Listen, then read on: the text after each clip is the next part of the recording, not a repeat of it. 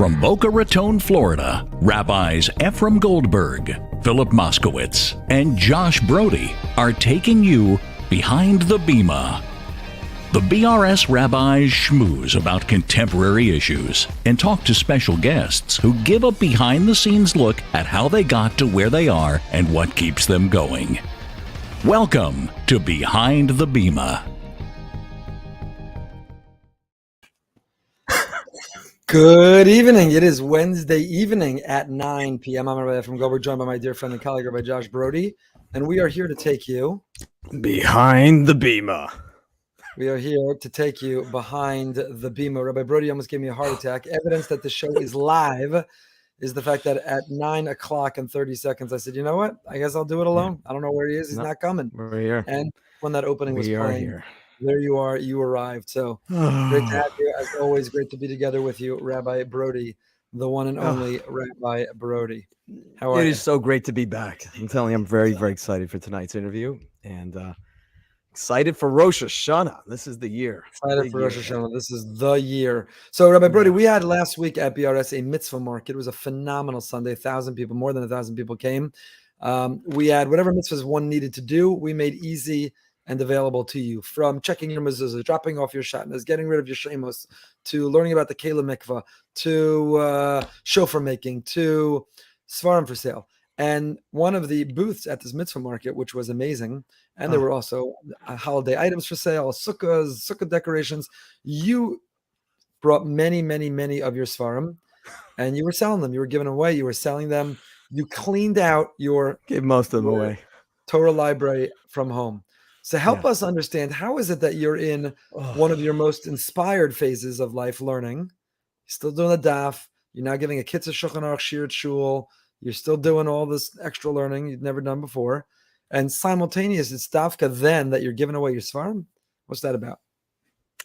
Yeah, so I guess I came to the realization a few months ago and packed up everything when we moved, that there are many, many svarim. Most of the farm that I've ever bought or owned, I love them, but they sit on a bookcase and they didn't really get much use. I bought them because I guess there was a point where I hoped, I assumed I would be learning many of them, but you come to a certain point, you say it's probably not going to happen. So there are two things. Number one, I'm really going all in on this farm that I love. Like, I do have still bookcases here of farm that I'm actually using. And I figured, instead of just putting the ones on the shelf, which people can say, oh, it's so nice, you got all these farm. If there are people out there that are actually going to use them, rather let them learn, let them connect in their own personal way. So it's very interesting, because most people think that, like, when you're into something, it's more. And you're saying that the evidence that you're into it and it's legit and it'll last is you simplified. Yeah. And I'm loving it. Sometimes less is more. Yeah, and I told you earlier this week, I said when I came to Slichos, Slichos for me has always been challenging. I just never found a connection. I just find it difficult. I find it every single year. I'm sitting next to you when it comes, the first night, 1:30 in the morning, but then the rest of the week, it's just tough. It's tough. I don't understand it. I feel disconnected, and I don't know that, maybe something you said tonight also really, really, really hit me when you said that, I think it was the Ger Rebbe says that every single year or every 6 months or so, he got a new sitter. You got to figure out a way to renew it. Someone gave me a new Slichos, the new Koran Slichos, and I've been reading it and working with it, and it's great. It just feels different. It's a great year. I'm so excited for this year. I never felt like I'm back in yeshiva. I love your energy. Between you and Judge Butler, I'm going to need to take a nap right after this. That energy is unbelievable. I got to tell you something. I got a phone call December 31st, and I've kept the voicemail on my phone. I guess that's about 9 months ago, more than 9 months ago. And I've always been afraid to return the calls. One of my rebellion from JEC, from high school, Rabbi Parnas.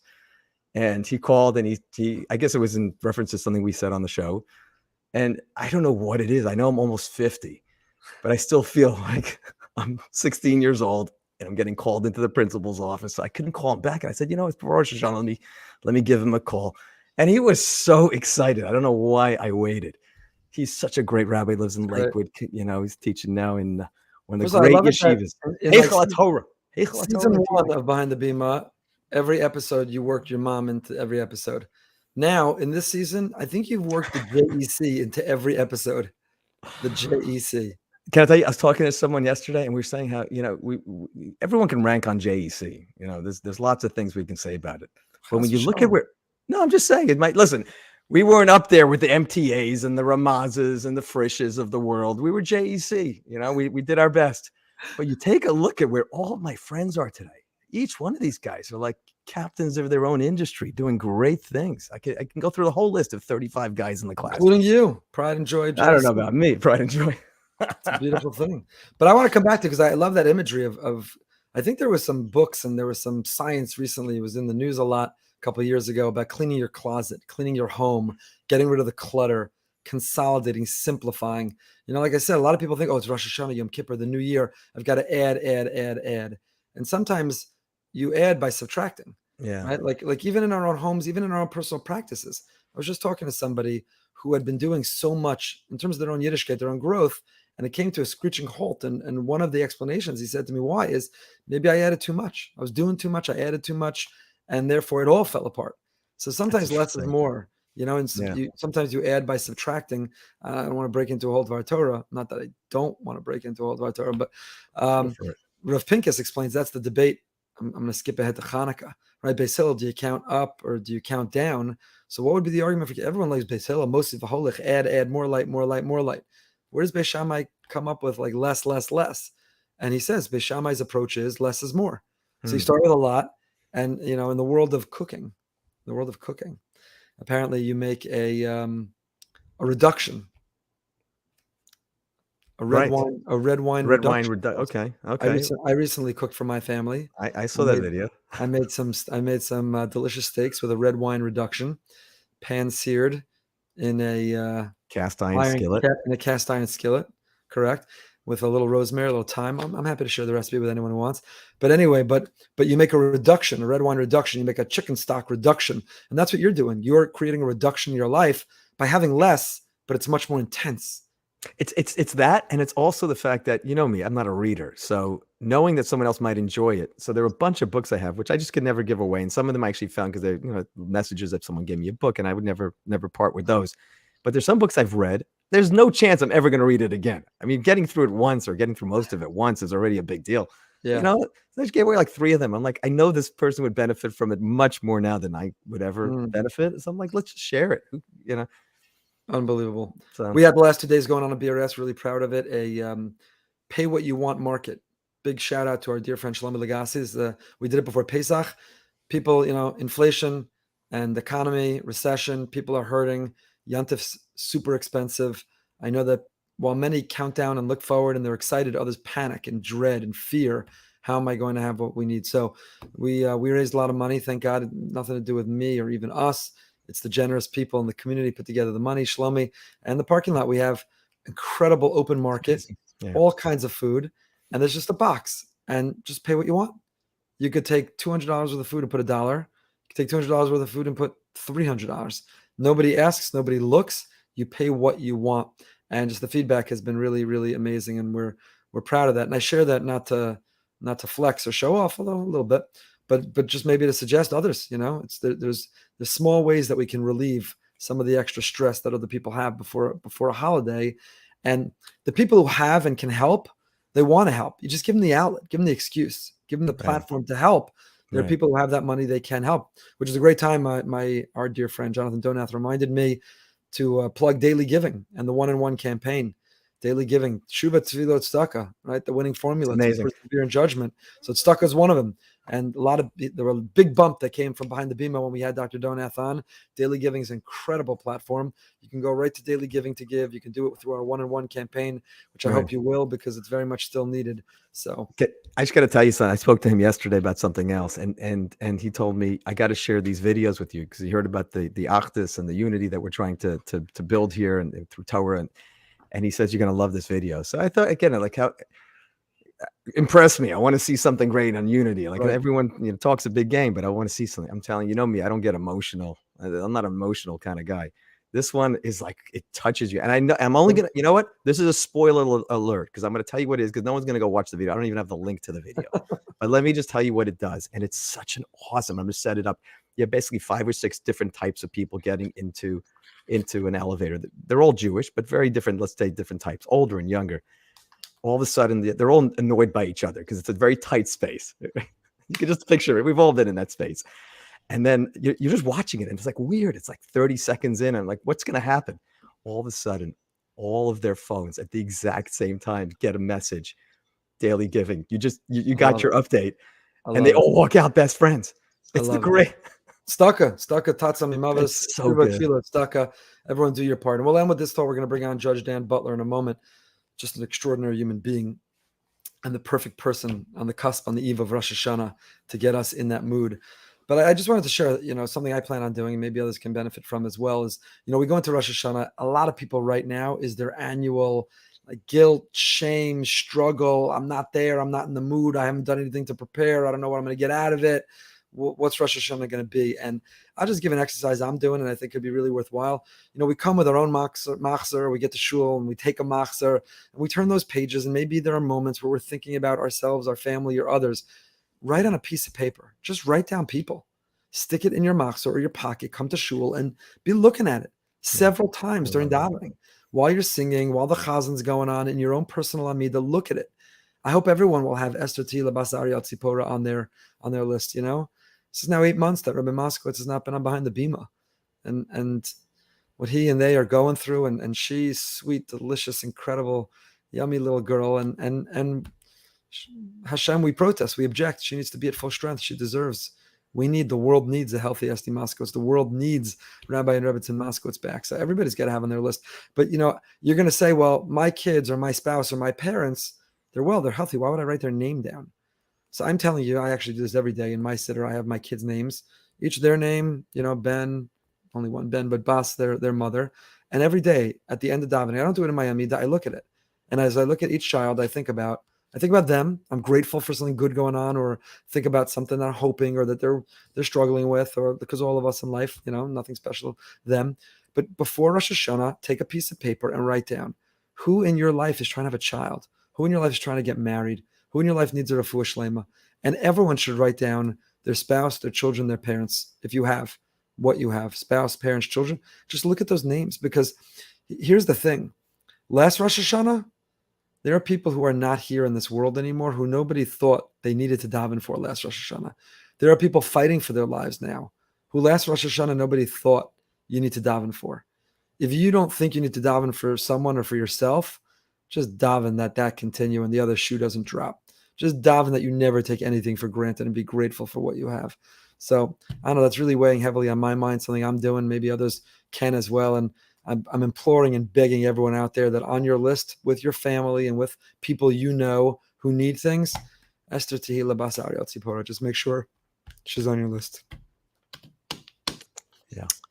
Okay. On that note, Judge Dan Butler, Pittsburgh, incredible person, lost his son Mikey 18 years ago, has 2 grown autistic children, live at home. He and Nina's amazing wife, what they do for Camp Ask, NCSY, the Pittsburgh community.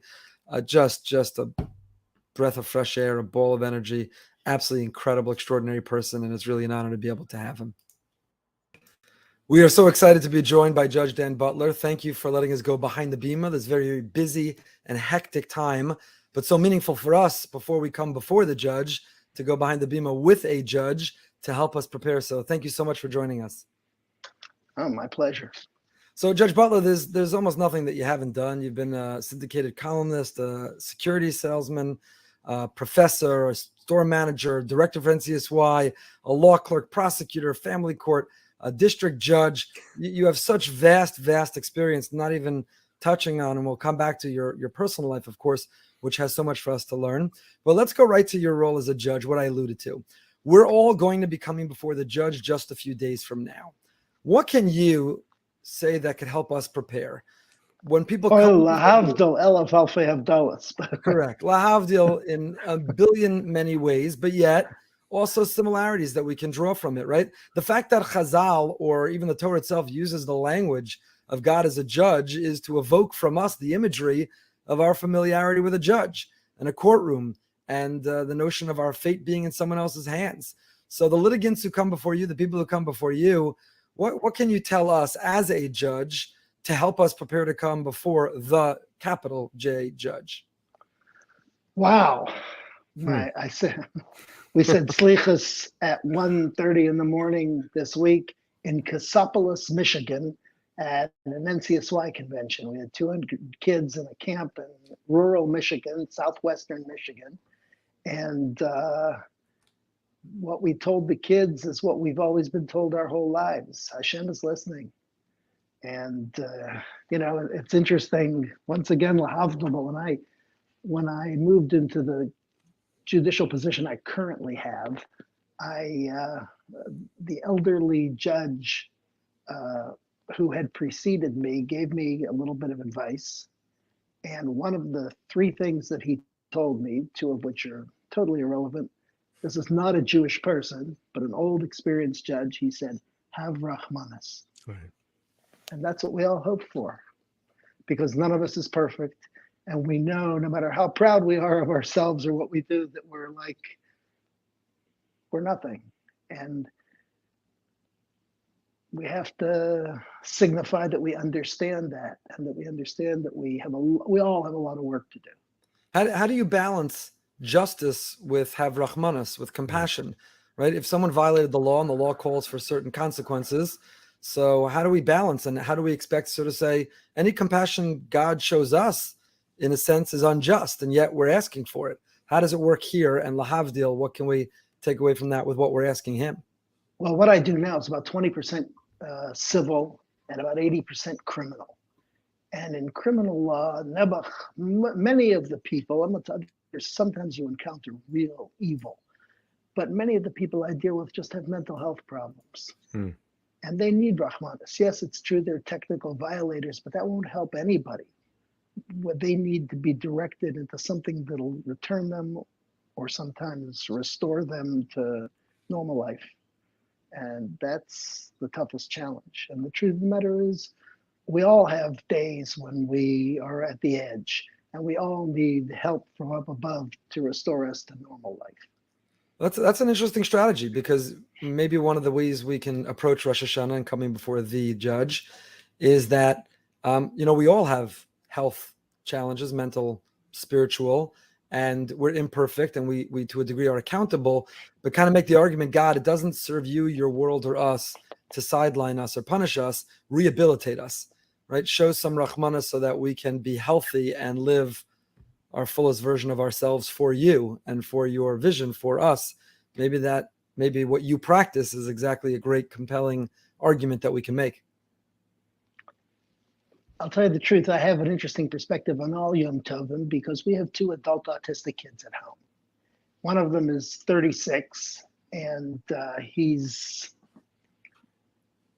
high functioning, but he has an employer right down the street in our local kosher pizza shop where he has worked for 22 years. Wow. And they are incredibly tolerant.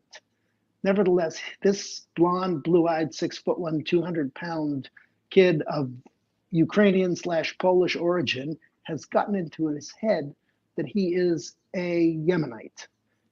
And he spends his time on JewsOfYemen.net, and he's learned the Nusach, and he insists that he has to go at 6 o'clock in the morning, all avello, like the Sfardim do, Wow. to say slichas.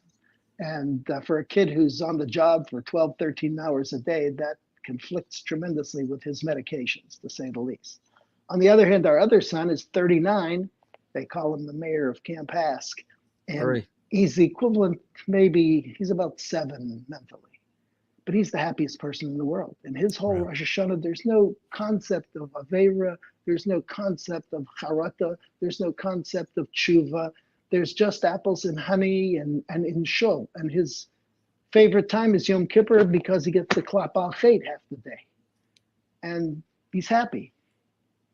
And that happiness is something that sometimes people who are objective look at him and say, wow, I wish I could be like that. And the truth of the matter is, many of us would feel that we had a good year if we're happy. And Ezehu, Ashir HaSameach B'chalko, being a Sameach B'chalko is the most important thing of all. If you ask either of those two kids, what would you like for your birthday? They don't have an answer. They have whatever they want and need, and they don't really. There's a million things out there they could, but they're happy. or his happiness is contagious. Time for music, and he's just Right. that smile. It's contagious. It's infectious, and it's not only his happiness. Being around him, it becomes your happiness. Really special. Right. He's actually, I forgot, he's been to your show. Yep. He's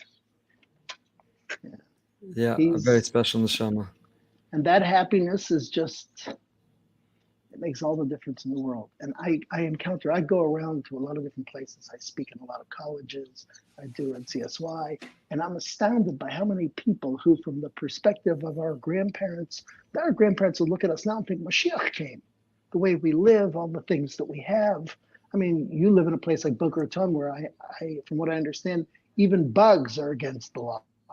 And I mean, we're living in such incredible opulence, even the lowest of us, and most people are not happy. It astounds me sometimes.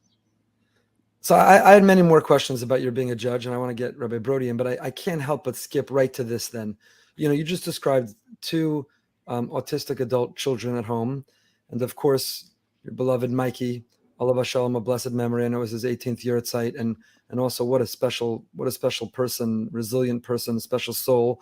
You've been through and you go through on a daily basis so much, and we've been blessed to have your wife in our community too, and to get to know her a little bit. You don't wear that on your sleeve. You don't act resentful, bitter, negative, angry. You are examples of happiness. There's a place where Uri gets it from, your happiness. How? There are people who are going through a fraction of a fraction of a fraction of a fraction in a decade what you go through maybe in a week, and they walk around bitter and negative and feeling entitled or victimized and down and out, and you have that happiness. How do you do it? We say Akol Toleh B'Mazel Afilu Sefer Torah Shebehechel. Why is everything dependent on luck, even for the Sefer Torah that's in the Aron Kodesh? Why? Because there are 10 in there. To be the one that's picked, you also have to be lucky. I have the incredible good fortune to have a fabulous marriage, and that makes all the difference in the world. And I spent decades in family court where everybody's miserable, everyone's unhappy, and I actually learned in the process how to sit down with them and just give them perspective and solve their problems. And it got to the point where I could settle almost anything in family court. And I would walk out and to re-enter my world, leave it all behind, shed it like a cheap coat, because I have the bracha of a good marriage. I mean, our son Mikey, who lived to 24 and spent literally half of his life in the hospital and got lung transplants and then got cancer from his new lungs. In all of that, he used to say, when somebody would say to him, "Do you ever say, why me?" And he used to say, "Why not me?" He had no tinnitus whatsoever. If he had no tinnitus, how could I have tinnitus? Wow. So, and that happiness is natural to you and your wife? Is it learned? Does it take conscious effort? Do you have down days that even though we see the happiness, is there a tough day that you say, wow, I'm tired, this is tough? I learned from my father a long time ago, I try never to be down. And it annoys people sometimes. It really does. I mean, I come from a home where everything new and everything special was saved for Shabbos. But there's always a special day in the week. And even to this very day, after 45 years of marriage, we start working on Shabbos on Tuesday and we finish cleaning up on Monday. Shabbos is our whole world. And just by building everything around that, it makes a giant difference. People with autistic kids often have difficulty controlling them. They can't have company. My kids grew up, the one thing that penetrated them from the beginning is that we have somebody who's coming who never had Shabbos before. We have to be very careful not to ruin it for them. And they'll sometimes they'll leave the room if they're in a frame of mind where they just can't handle it. But, after Kiddush and Motzi, they'll see it coming and they'll go to their own world. But it has worked tremendously well for us. And that's another aspect to it. We never pulled the covers around our heads. We always included people. We always told our story. We always brought other people into it, so that even when our son Mikey, after his lung transplants, before the cancer hit, when he was recovering in the hospital over Pesach, we had Starim in the hospital. And it was astounding how the smells got around and people showed up in the middle of the night. Oh, you have matzah, you have mar. Yeah, I remember that.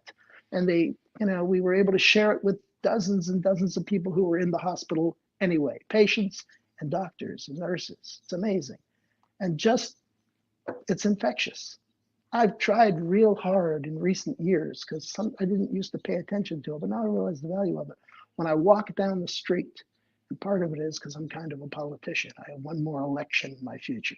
But when I walk down the street, I try to look everybody in the eye and smile at them. And it is astounding, which is what we're supposed to do, save upon them yafos. It's astounding the effect that it has on complete strangers because they don't expect that. And it makes a giant difference. That's tremendous. Wow. First of all, it's a real honor, Your Honor, and thank you for joining us. Rabbi Goldberg referenced before your role in NCSY. Obviously, having a background in NCSY, and then someone has a relationship with you from then, and then they see you today as a judge. It seems to be almost like two different types of personalities. It's the one that's fun and outgoing, and let's jump on the table and add some ruach to the room. And the judge is the one that's sitting on the bench, and it's a position of yira, of awe. So I'm just wondering where exactly do you see yourself, and I guess in your relationship with HaKadosh Baruch Hu, coming in front of him right now, and leading up to Rosh Hashanah, is it the Abba, the Father, or is it the mighty King that we're coming in front of right now?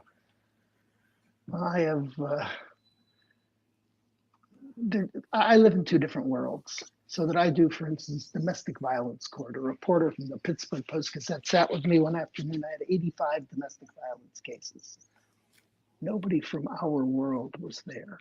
And now I know that's not true everywhere, but in that portion of the world that is outside of the New York metropolitan area, that's known generally as out of town or America, those two worlds do not generally collide. Now, it's true that what is it they say in Yiddish, that sometimes we, by exposure to the alien culture, we mimic what they do. Baruch Hashem, in my experience, and I deal with criminals of every kind all day, in my experience, those two worlds have not collided. And that makes a giant difference. My NCSY persona is a completely different person than sits in court. But nevertheless, I try to inject some of at least you can't really do humor in court, but at least the objectivity and I try not to get mad no matter how bad it gets. And that makes a big difference too. With regard to the Eibishter, that's a whole different thing. I mean, I go, when my grandson comes to shul, my grandson who lives literally next door, and his name is Mikey, in fact. When he comes and sits next to me in shul on Rosh Hashanah, he's sitting in his great-great-grandfather's seat in our 100-year-old shul. And I feel it. We have the minhag in our shul for some reason. I've never seen it anywhere else, but your experience is probably more extensive in that than mine. In our shul, we all have set seats. I come to the morning minyan, you have one seat in the base medrash. We're always in the fifth row of the base medrash and the fifth row of the main shul on Shabbos. But on Rosh Hashanah Yom Kippur, for some reason that stems from the minhag of the shul, we have different seats. We happen to sit by the Mizrach van. And in fact, if there's a Shabbos Shuvah in between, we sit back in our regular Shabbos seats then. But it makes a difference. It gives it a special aura. It's a special place. I sat there with my father my whole life. And before him, my grandfather. And now my grandson sits there with me. And that makes a giant difference. It injects a certain solemnity, a certain aura. That must be so bittersweet, calling your grandson Mikey, right? The comfort that he's named for, but the reminder on the regular basis. And we'll come back to in a moment Mikey's legacy. But you've referenced living out of town or small town, and even what you just described about the set seats and the shul we talk about out of town for a moment? Boca, in some people's mind, is out of town. We now call New York out of town. We are town. When I got married, my wife Yocheved, who was a major Hask alumni, was from the Five Towns from Long Island, and I grew up in Teaneck. And at the time, we were married 25 years. She told people she was marrying someone from out of town. Teaneck was out of town. So out of town is relative. Out of town is relative. Is there a pizza store, a bakery, what options, and so on? But Pittsburgh, probably everybody would agree, and I use nothing derogatory about it, is out of town. What are the advantages, disadvantages? What's the argument for out of town? How do you feel when people use the expression out of town versus in town? Well, I mean, it's New Yorkers are different breed. When I go to London, I tell them that New Yorkers refer to them as out of town. But in my neighborhood, Squirrel Hill, which became famous 4 years ago because of Tree of Life, it's a very, very concentrated Jewish neighborhood, and it's the only real Jewish neighborhood. So everybody lives there, and everybody has to get along. We have a lot of Chabad, we have Kollel, we have all of the indicia of Jewish life. We have, of course, a couple of mikvahs. We have an Eruv. We have an extensive Eruv. To give you some idea, my wife is the head of Bikur Cholim. It's a totally volunteer operation, but it's amazing what she does, constantly taking care of people from the minute they land until the minute they take off, meals and accommodations and everything, all with volunteers. But as a result of that, the University of Pittsburgh Medical Center, UPMC, which is the largest employer in Pennsylvania with 80,000 employees, has extended the Eruv from Squirrel Hill to all of their hospitals, including to a hospital that's not even in their system, which is an amazing thing. And it's not because we're such big customers. There's just something about it. And the relationship with people, there's a lot of talk now about anti-Semitism in America. And they talk about it as that it started with Pittsburgh, with Tree of Life and everything. It was such an aberration that afternoon at Mincha time, 2 blocks from my house, in the commercial center of Squirrel Hill, this small Jewish neighborhood in a relatively medium-sized city, thousands of people came Mincha time. You couldn't get through the street. Stood there in the rain holding their phones up or whatever. It was an unbelievable sight because people in this community did not tolerate it. Every single storefront had a sign, "Stronger Than Hate," which was a variation on the Pittsburgh Steelers logo with a Magen David. They had billboards all over. The Pittsburgh police put that logo on the side. Imagine a municipal police department put this logo with the Magen David on their doors of their cars. And it's different. We have that kind of relationship with the people around us. And an interesting, and this isn't what you asked about at all, but once I go off on a tangent, Go for it.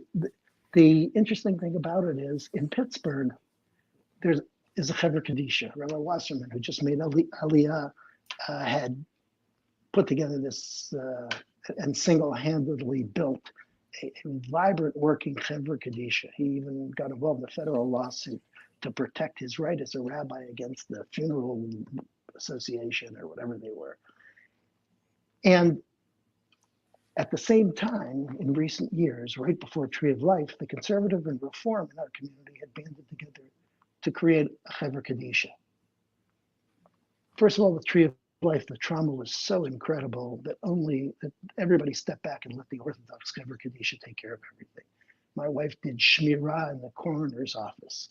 There was at one point on Wednesday after that Shabbos, Rabbi Wasserman and the FBI agent who was in charge of collecting evidence and had literally been there 24 hours from the time it happened.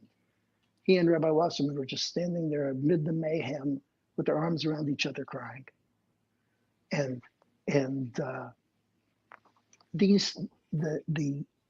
after everything had been cleaned up and after the shivas and after the rallies and after all the stuff they had, the 2 Chevra Kadishas got together and went and cleaned the shul. Took the blood off the Sidurim. And I mean, you can't imagine. The man used a 7.62 millimeter round from an AR-15 is like that long and that big around, and it spirals so that if Chas v'shalom hits somebody in the finger, it literally takes off a hand. And he used hundreds of bullets. and it was sprayed everywhere. They had to roll up the carpet in the children's room because it was too blood soaked, and they took everything. They worked for days and days. My wife stood with a Q-tip and I don't know whatever the substance was, and cleaned the blood off the graduation pictures that were hanging in the halls there. And then they went together, all of them, and they buried everything. Standing back objectively 4 years later, several of the families from the conservative and reform Chevra Kadisha who had bonded with these other people are sending their kids to day school now, to our day school, which never would have happened in a million years. You know, there's an African proverb that's almost relevant. When elephants dance, ants get trampled. When big things are happening, we don't really understand the effect on us, the little people. Right. And with all that happened, being in this community, I'll give you an example. There's no community like this in the country. We're a pretty big sized Jewish community. There's 45,000 Jews in the Pittsburgh area. Every shul everywhere has a Shabbos Tshuva drasha, has a Shabbos Agadol drasha. In Pittsburgh, the Rabbanim get together. They designate one shul. Wow. And a Rav from two other shuls go and give drashas that day. We've been doing it for 20 some years. Actually, the first one was. That's great. Okay, Rabbi, you up for that? Come on. Amazing. Challenge is on right now. If anyone else would like to give it this year, and that's everybody. This year I think it's going to be in Chabad, and the rabbi from the other shul is going to come. I mean, there's nothing like that anywhere. That's the way it's supposed to be. We all know each other. We all see each other. Is there, are there the normal little stresses and frictions? Of course, just like in any family. But everybody's kind of on the same channel. So there's some disadvantages to a out-of-town community, but you're describing some of the intangibles and that rich quality of a life that in a huge city you can't have. And one is not. There's no judgment. One's not necessarily better than the other, but people are different. Are looking for something different. I find sometimes the in-town people might say about Pittsburgh, like, why do you stay there? Why are you there? Well, you don't have to live there. Why do you remain there? And they don't mean to be insulting, just a lack of understanding, because they can't really, They might say that, and they did say not long ago, now they're moving here, but they did say not long ago, the same thing about Boca too. I'm going to get letters about this. People angry at me, but it wasn't me. We had a very prominent Rosh Hashiva, a very prominent Gadol was in our community years ago on a Friday night, met with Klei Kodesh of the community. And one of the Mechanchem asked him and said, Rabbi, said to the Rosh Hashiva, should I feel guilty I'm raising my children out of town? And he said, feel guilty. Why? Because they're going to be nice and respectful, patient, and understanding. Again, don't send me letters. I understand there's advantages, disadvantages. Can't make generalizations. Everywhere, everything is different. But on behalf of different types of out-of-town communities, there's a lot to be said for us too. I quote you sometimes because I sat next to you on your Bima a few years ago. And I said, you have a lot of New Yorkers here. And you said, yeah, we sent the bus around and we only picked up the nice people. Exactly. But I'll offer you a case study. My daughter, my beautiful, incredible daughter, my only daughter out of 5 kids, went to the school literally next door her whole life, from pre-kindergarten through the 12th grade. With her graduating class was 6 kids. And then they went to Stern together. And then she came back and she lives next door. And she married her brother's roommate from Gush NYU and NCSY. And her kids go to the school now. And they're frum and they're happy. And it's a decent life. And I'm not sure what we're missing, except maybe, we only have one a new pizza shop is opening up in Carnegie Mellon University. But we have a great pizza shop already. We have one Fleishik restaurant. We have, we don't have as much variety, but we wouldn't trade it for anything. Let's go back and talk, if it's not too difficult, about Mikey. I know that you recently, Yeshiva University established a scholarship in his memory, which is a really meaningful and beautiful tribute. I know Rabbi Dr. Lam, Zichrono Livracha, extended tremendous kindness and made Mikey feel he belonged. And I know why you extended itself. Tell us and our listeners, in that way too short a life, what's Mikey's legacy? What do we learn? What are some stories that stick out to you that we can be inspired by about the legacy that he left behind?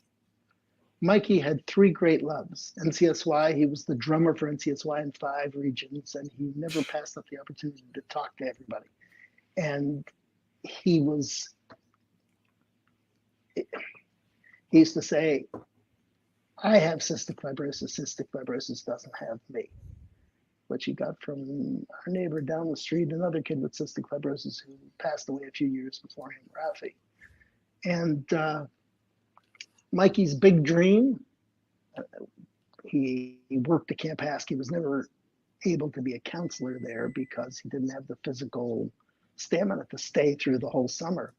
But he was their computer geek, he was their drummer, and he loved every second of it. And he loved what they did. He loved the place. He spoke once at the Hask concert, and the tape of that is included in the CD they put out for the 10 greatest moments or something like that in Hask.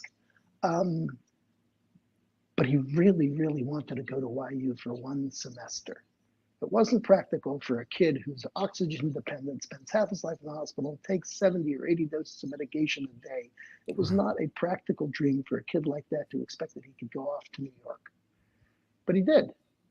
It was his, I always say it was his first choice school, his second choice school, his safety school. It's the only school he applied to. He applied and he went. And the first week he got sent home because he was too sick to be there. And when he got back 2 weeks later to pick up his stuff because his dream had not been realized, there was a note, go see the dean. He went to the dean. I had called them and said, is it possible for a kid who can't possibly be there for more than half the time to ever expect that he could graduate? And the dean called him in and said, young man, you're going to graduate from Yeshiva University. Whatever it takes, we'll get you through. And they did. We bought him a car. He put 125,000 miles on that car, going back and forth to YU, 3 weeks in, 3 weeks out, 2 weeks in, 2 weeks out. And when he was out, he went to Shabbatons everywhere. He loaded the car up with band equipment and oxygen, and he went. He got more, we used to say he got more out of those years than anybody we know. He did so much more. And then after 3 years, he ran for vice president of the student body because he didn't think it was fair to run for president. He was only there half the time. And he won, Right. No problem. And then within a few weeks of beginning of the first term, he had to go home. He needed new lungs. It was time. And I called YU again. I said, I understand we borrowed the money to pay for that last term. And if the kid disappears, then they forfeit the money. He's not coming back this year. He's not coming back. Who knows if he'll ever come back? But is it possible to bank the money?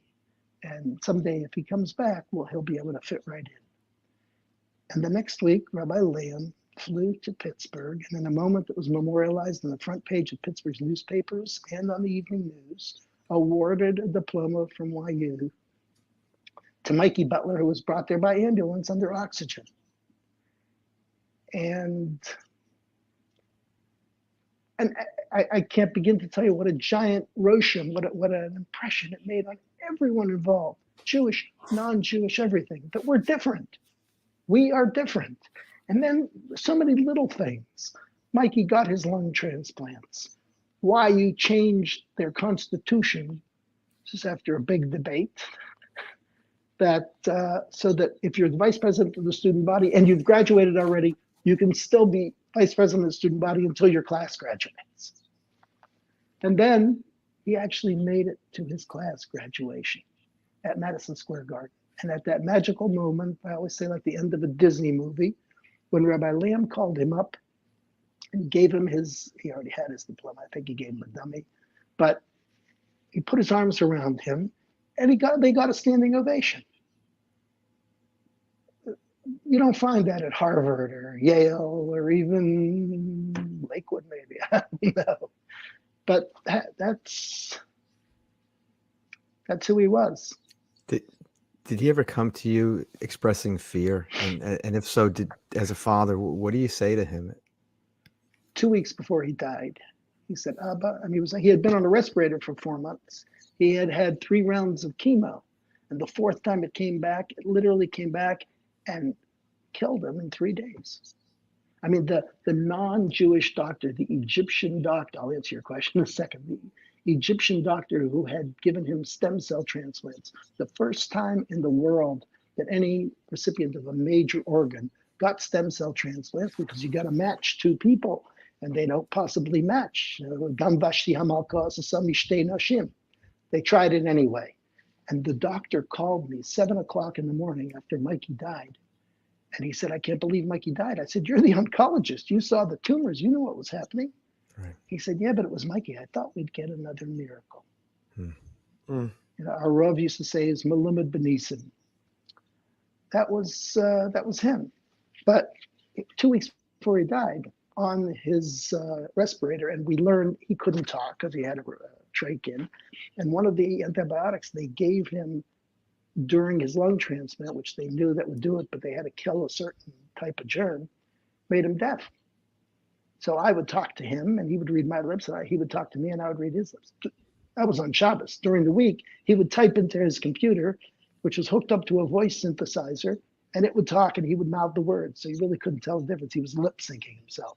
But he said to me, he said, Abba, I'm not afraid to die, but I love life.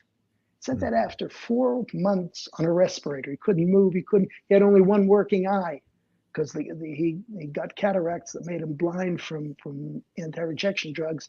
And he had laser surgery that cleared up one of his eyes so he could use his laptop and communicate with people. And he did. We used to tell him, you have, even in the ICU, you could do chesed. We used to tell him, go, talk, and he would talk to hundreds of people day and night from the ICU. During Shiva, a lady from Denver sent us the email that he had sent her the afternoon that he passed away. She had written to him, Mikey, I have breast cancer and I'm getting radiation. Will it hurt? And he explained to her about radiation, and then he ended up, and the amazing thing was his hands were like this because he had a very high CO2 level because of the lung problems. Mm. So it's impossible to imagine how he wrote her a clear email, but he did. And he wrote back and he said, he told her everything about radiation. And he said, if you have any more questions, get back in touch with me. I'm not going anywhere, he said on his last afternoon. This is the same kid who later that day, when his doctor, Joel Weinberg, had just recently made Aliyah, when Joel Weinberg came in and said, Mikey, I got to go check your x-rays. Mikey showed him that he had wirelessly hacked into the hospital system and had his x-rays on his computer, and probably yours too. So what am I going to tell you? His brother, his best friend, and his younger brother, Gavri, came to visit him the Shabbos before he passed away. And he said, wow, what a great Shabbos it was when Gavri came to visit. It was in reality, objectively speaking, not such a great Shabbos. But it's all a matter of perspective. It's really this week's Parsha, Uvacharta v'chaim. That's his legacy, is you have bracha and klala, mavis and chayim, Uvacharta v'chaim. Even like you said, even in an ICU, you can choose life and do chesed no matter your circumstance. And that, what a legacy, Uvacharta v'chaim. So you're a week ahead of me, but I always look at last week's Parsha, okay, where you bring your Bikurim and you have to recite your whole history, and you have to take stock, and you have to acknowledge and list all of the obligations to the community and to Aniyim and to Almanos and to everybody, the Kohanim that you have, and you fulfilled all those obligations. And then the Torah gives a clear instruction. The Torah says, "V'samachta b'chol hatov asher nasan lecha Hashem u'leveisecha." Be happy with all that you have, with all Hashem gave you. That's a clear instruction. It's a mitzvah from the Torah. But wait, none of the Monei HaMitzvah count that as a mitzvah. That's advice. Torah is telling us every once in a while, when you've done what you're supposed to do and you can account for it, stop for a minute, be happy. Don't worry about tomorrow. Don't worry about yesterday. Today is a good day. That's how we live. And that's how we got through all kinds of things like that. Is there a story about Mikey sneaking out of the hospital to go play the drums? Yeah. Yeah. He was supposed to be in the ICU that Shabbos. and he insisted he wanted to stay in his regular room. So they let him stay in his regular room, which is at that point right near the nurse's station. He was supposed to play the drums at Rabbi Wasserman's son's bar mitzvah at the shul. There was no way he was getting a pass from the hospital on Motzei Shabbos to go and play the drums, especially when he was in that situation. So he used to say he bribed the nurse. I personally think he blackmailed the nurse. But then he hacked into the hospital system and changed all of his medication orders from in-hospital to out-of-hospital so that they would deliver portable IVs to his room. Then he flat out stole an oxygen tank. I say stole at $20,000 a day, and called a cab. And his friends went to my mother's house where we kept the drums and picked up the drums and set them up on the stage in the show. And he showed up with his IVs and his oxygen, climbed up on the stage and didn't miss a beat. Unbelievable. Except that his doctor, Joel Weinberg, was an invited guest at that bar mitzvah. It got ugly. He went from the bar mitzvah back to the hospital. Oh yeah. But I mean, before Mikey was I was just at the Central East NCSY Shabbaton. We had 200 kids, like I said, in Cassopolis, Michigan. That's where we did slichos at 1:30 in the morning with a lot of kids who had never done that before. And it was about 6 months before Mikey passed away, and he was getting his third chemotherapy, and he was getting it on Friday, and he was supposed to be the drummer, but there's no way he could be the drummer if he was getting chemotherapy on Friday. It's totally debilitating. He had lost all his hair. He was bleeding from his ear. It was a mess. So they had the big convention, and then they had their banquet where they give awards to all the kids on Sunday night. The whole thing goes through Sunday. And Mikey, I was actually at the convention. Mikey was in the hospital. He got out, and he got my wife to drive him from Pittsburgh to Cleveland to be at this thing. Wheeled him in a wheelchair. And then he asked, could he play a song on the drums? Could he play with the band for one song?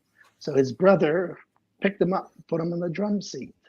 And everything stopped. The schedule went out the window. The kids sat down on the floor in front of the band, and he played for 3 hours. And at his shiva, I heard one doctor telling the other doctor the story, and she said, I know it's not possible, but I saw it. I was there. I mean, he just... It chose life. Absolutely. Chose life till he couldn't anymore, and that's powerful for people going through things. And every Rosh Hashanah and Yom Kippur, I have that strange feeling that I had for so many years when he stood next to me. On those times he wasn't in the hospital. You know, when it comes to Nisana Tokef, Right. you talk about that's the real thing. And you really feel it when you know who knows what's going to happen. And if it happens, the Eibishter fear too. Do we have any questions? Sure. Do we have any answers? No. Does it matter? No. There's so much we don't understand. How can we presume to understand why what happens? We always say Mikey crammed more into his 24 years than most people do in a lifetime. It was 18 years ago that he passed away.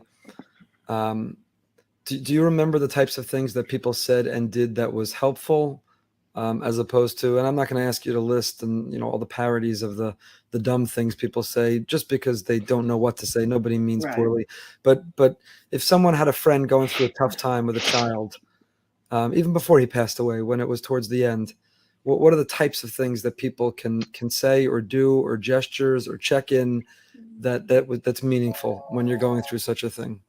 It's a terrible, terrible club to be in. But what I found to be amazing was how many people who had lost children and who had lost siblings, younger people who had lost siblings, just showed up.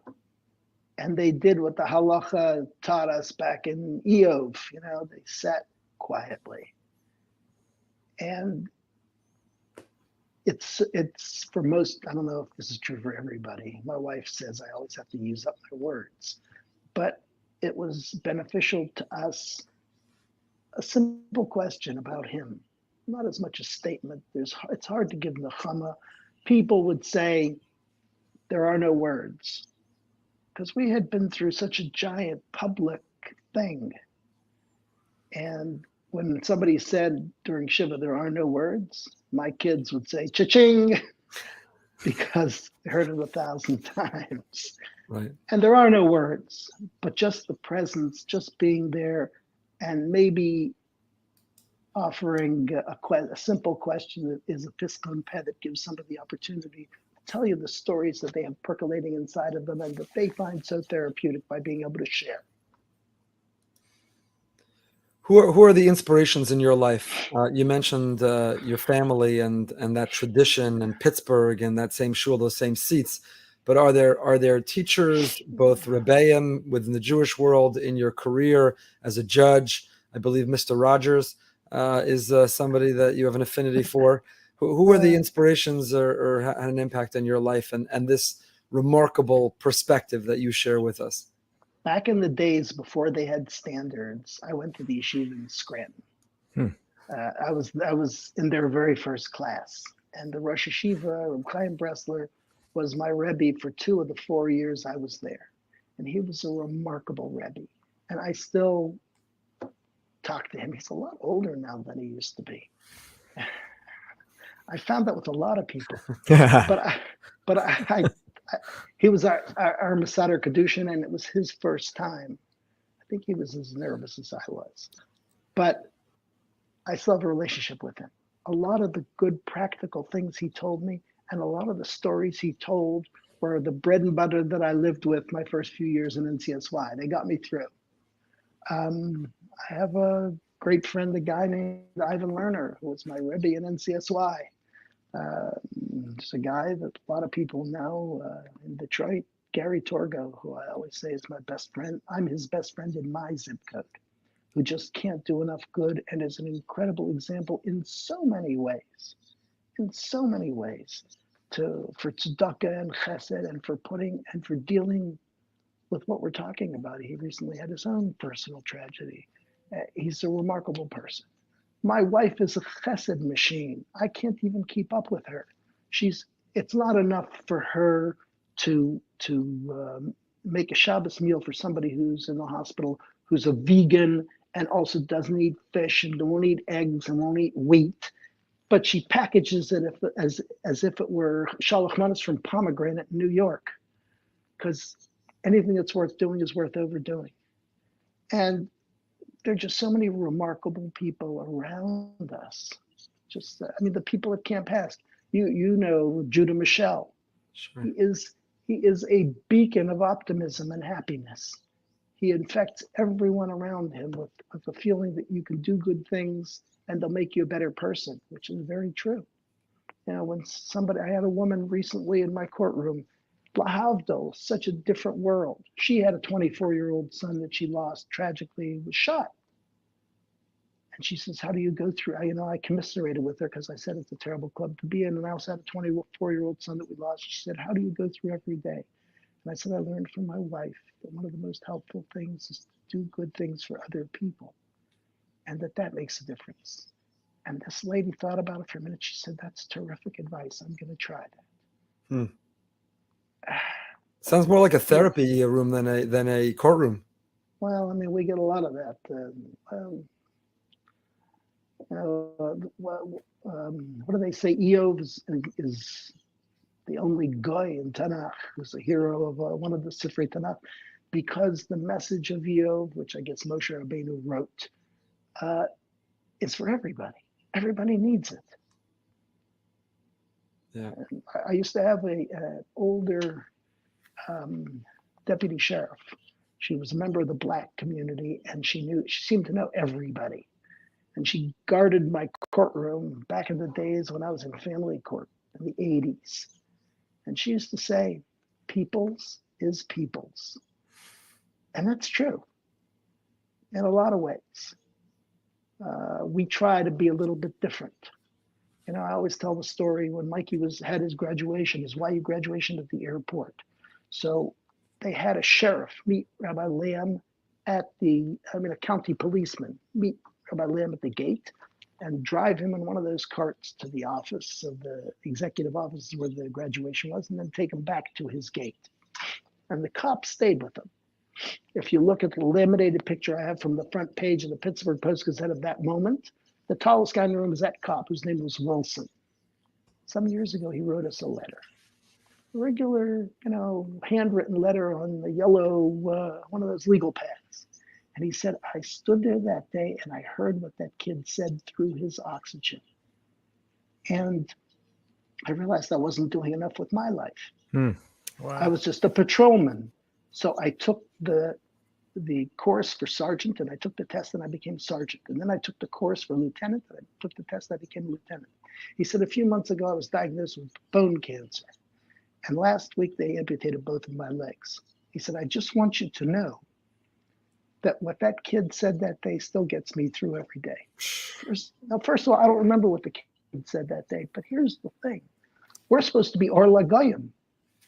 People are supposed to pass us and say, hey, I want to be like that. And that's exactly what happened. The kid with the yarmulke came and taught whatever he said at his ersatz graduation in an office. But that's what we're supposed to be. Right. You never know who's listening. Yeah, you never know who's in the room and who's listening and the impact you could have. My father was the least likely soldier in the history of the American Army.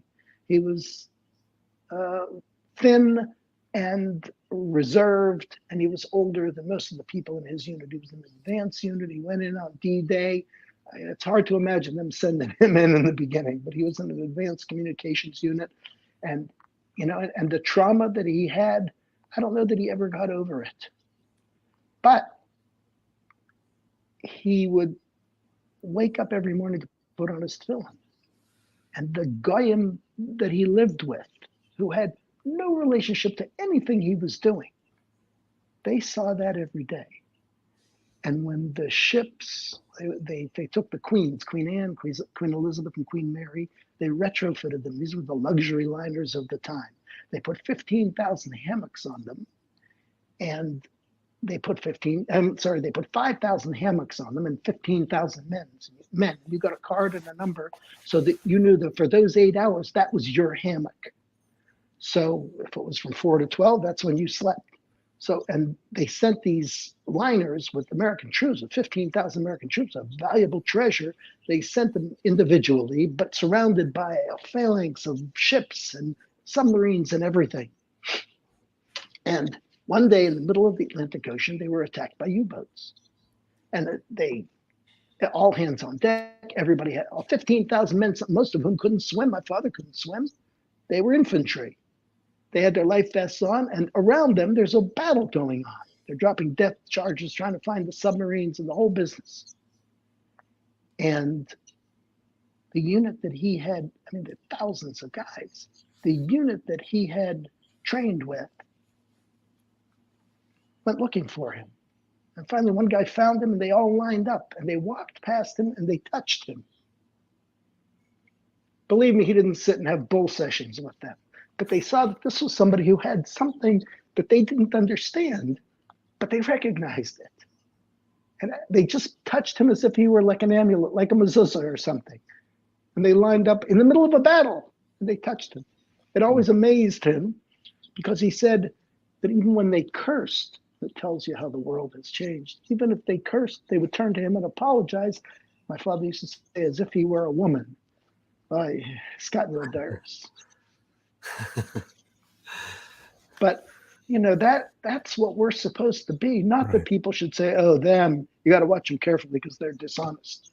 Chas v'shalom. Rabbi Wein tells the story about the guy his Rabbi called him in. The Rebbe called him in and said, "People are saying all over town that you're a thief." He says, "Rebbe, it's not true." And the Rebbe says, "It should be true yet." And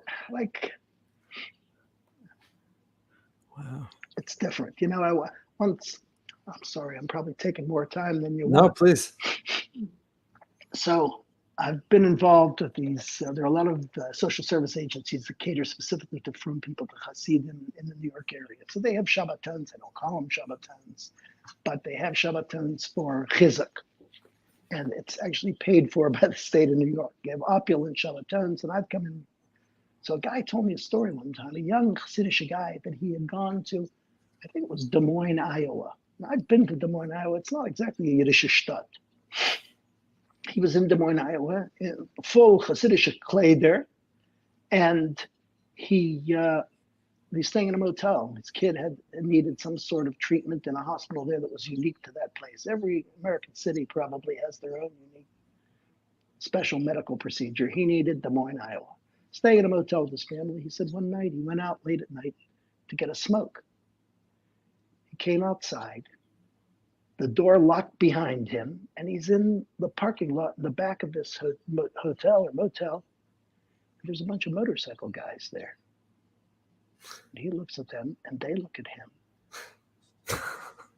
And one of the guys comes over to him and says, "We're sorry, Rabbi, we'll leave." And they did. Erstens, he's not a rabbi. Zweitens, why should they have,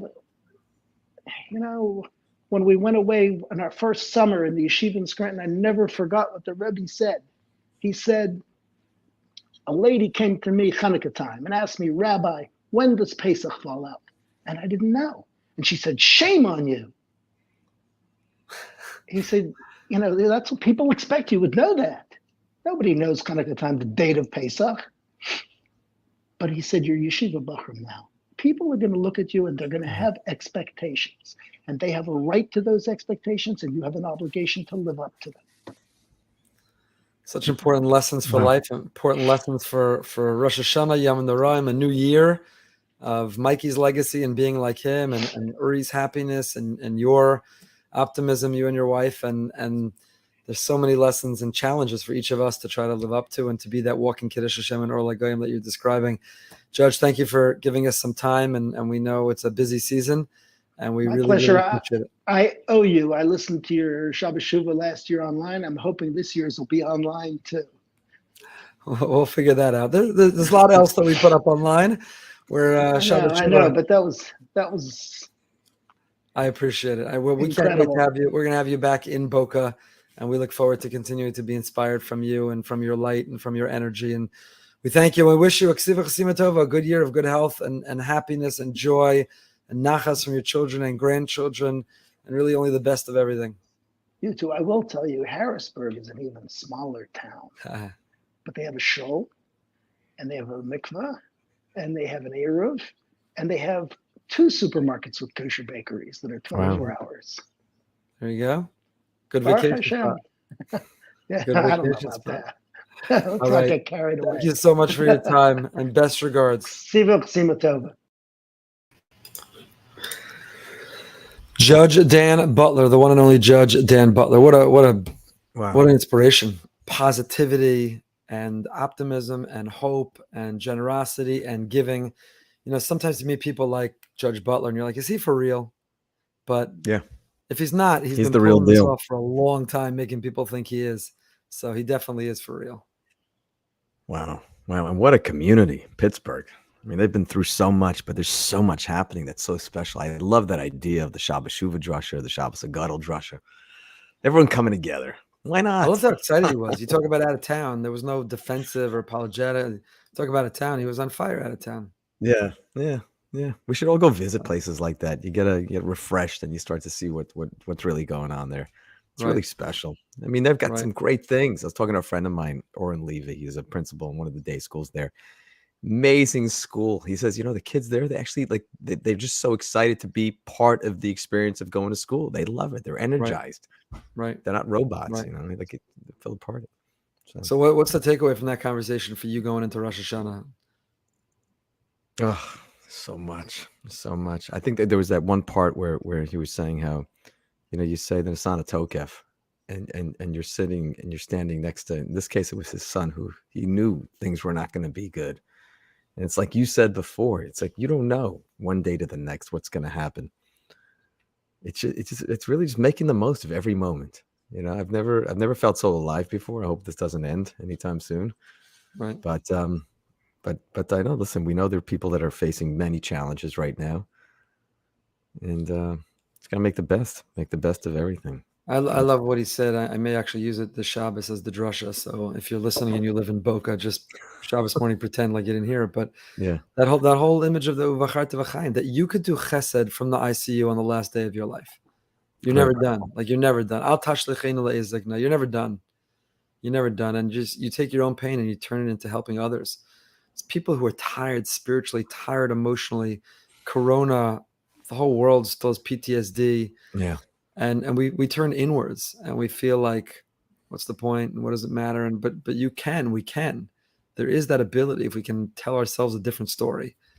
And he talked about Mikey with such love and affection, understandably. Of course, his son, like, I don't know where he got it from when he said, why not me? Or, his aphorisms or the things that he would say, the positivity. It's obvious where he got it from. He grew up in your home, your Shabbos table. That's where he got it from, Judge Butler. He got it from you. So also even like what we're passing on to the next generation. Right. Is it victimhood and negativity and pessimism? Or is it giving and optimism? And just that image that you can do chesed from an ICU in the last hours of your life. Wow. Yeah. That's very powerful. Yeah. Well, that's it for this year, Brody. Oh, next man. Next Behind the Bima is next year. Do we start season 4 then? Is that how we count this? I have no idea how we calculate. I don't know. We're not in charge of that. Those kind of big decisions, that's not for you and me. That's above our pay grade. That is above our pay grade. We didn't talk about it all. Oh, what's that? We didn't talk about Out of the Shadows, the new podcast on mental health that Right. and I did on Slichos night. It's had a phenomenal response. Just a lot of people. It's clearly touched a chord. I've had a lot of emails with suggestions of topics we have to tackle, some of which we planned and we're thinking about, and others never even considered, including today, a great therapist in Israel who I really admire, wrote to me. She has a big practice in Israel of American kids in Israel for the year. Right. So, mental health, being away from home and being in Israel for the year, the cost of mental health. We don't treat mental health the same we do physical health in terms of insurance paying necessarily. Like the elephant in the room about mental health is many of the people who need it can't afford it. And the best people who provide it charge more than what people can afford. Yeah, that's so in great. addition, mental health and shidduchim, we're going to go through all these topics and hopefully take away the stigma. There was something very, very powerful that one of your guests said, and they said that people always want to know. I think you asked them, do you have to come in through a side door, or Right. What if someone bumps into someone? And there's many times someone will say, like a mother will say, just make sure you don't tell anyone I'm coming. She says, Tell the kid, you're the problem. That's the Right. problem. You reinforce that this is an issue. Right. How's that kid going to get better? Right. You You'd know? never tell your kid, like, we're going to the doctor to get you Right. your strep. The truth is, by the way, before Corona, we would say that. Today, today's like, we're doing a Corona test. Don't tell anyone. Yeah. Today it's a whole other world. Like getting a strep test, just keep that between us. Right. But right, in the normal world, you'd never tell your kid you're going to the doctor for a strep test, flu test. Don't tell anyone. Right. There's nothing to be You ashamed get of. sick. It's just exactly. People want to help. Yeah, you didn't do anything wrong. So nothing wrong with that. Nothing wrong with that. So that was a great session. I'm looking forward to the next one. Yeah. All right. Well, Brody, it's been a great year. This is it. It's been a great year. Got to express a lot of gratitude for the year, for the good things. Don't take them for granted. Right. And as much as we miss Rabbi Moskowitz desperately, but I don't know, couldn't done it without you. Couldn't do it without you. And that your friendship and partnership, really appreciate it. It's been Can I just say something? a great year. Because you weren't there. I actually said this when you were away one Shabbos, but I'm just telling you, I appreciate the opportunities you're giving me. I love it. I'm telling you, you could have given it to anyone. Maybe you did. I was the last guy on the list, and there was no one left. You've stepped up, and everybody's watching you grow. Can I tell you, I've never worn a amazing. tie this many days in a row in my life. I love it. I love it. Brody, it should be a good Thank you. Good year. You should have a great year. Good health for all of our families. Amen. Don't forget on your list, in your machzor, you got to put Esther Tila Basar Yatzipora. Please, God, we should Every day. Every day. And as our rabbi said, let the year and its curses end, and let the new year and its blessings begin. And please, God, only blessings going forward. Until next year, stay happy, stay healthy, and stay holy.